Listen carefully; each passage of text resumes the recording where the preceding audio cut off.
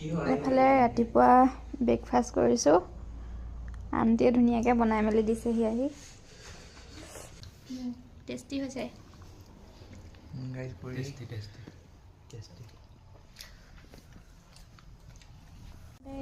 আমি গাইজ ওলাই মেলি ৰেডি। এতিয়া আমি যাবলৈ ওলাইছোঁ।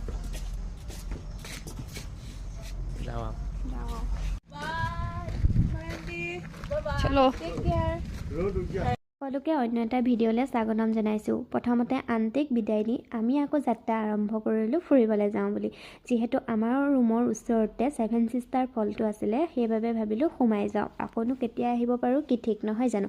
7 ছিষ্টাৰ ফল মেঘালয় ৰাজ্যৰ চেৰাপুঞ্জীৰ ওচৰত অৱস্থিত এক অপূৰ্ব জলপ্ৰপাত। আৰু এই জলপ্ৰপাতটো ভাৰতৰ উত্তৰ পূৰ্বাঞ্চলৰ অন্যতম সুন্দৰ জলপ্ৰপাতসমূহৰ ভিতৰত এটা। এই জলপ্ৰপাতটো 7টা আলাদা ধাৰাত পাহাৰৰ পৰা নামি আহে। সেইকাৰণে ইয়াক 7 ছিষ্টাৰ ফল বুলি কোৱা হয়। এই 7টা ধাৰাই ভাৰতৰ 7 ভগ্নী ৰাজ্যক প্ৰতীক ৰূপে প্ৰতিনিধিত্ব কৰে বুলি কোৱা হয়। আৰু আচলতে 7 ছিষ্টাৰ ফল বাৰিষা কালত খুব বেছি ধুনীয়া হৈ উঠে। আৰু বৰ্তমান আমাৰ যোৱা সময়টো ভুল হ'ল, সেইবাবে ইয়াত একেবাৰে পানী নাই। তথাপিও পৰিৱেশটো খুব বেছি ধুনীয়া আছিলে।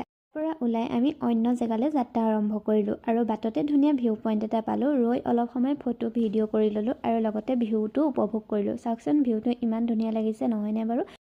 তাৰপিছতে আমি যাত্ৰা আৰম্ভ কৰিলোঁ নকালিকাই ফলচলে বুলি। আৰু এইফালে আহি পাই টিকেট কাউণ্টাৰৰ পৰা টিকেট লৈ আমি ভিতৰলৈ সোমাই গ'লোঁ। আৰু পৰ্যটক বহুত বেছি আছিলে। আৰু এইফালে অলপ ভিডিঅ' কৰি আপোনালোকক দেখালোঁ। চাওকচোন বহুত বেছি মানুহ আছিলে। আৰু ৰ'ব মেইন জেগাটো আপোনালোকক দেখুৱাই নাই নহয়।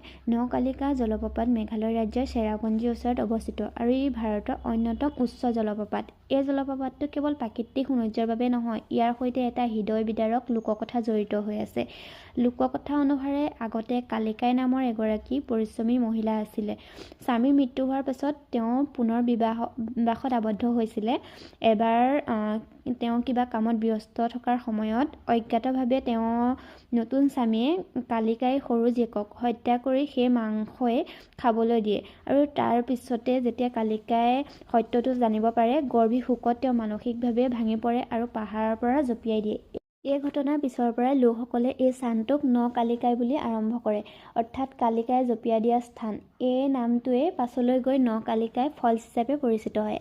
আজিৰ দিনতো নকালিকাই জলপ্ৰপাতৰ প্ৰকৃতিৰ অপূৰ্ব সৌন্দৰ্যৰ লগতে এক দুখ ভৰা ইতিহাসৰ নীৰৱ সাক্ষী হিচাপে জনাজাত।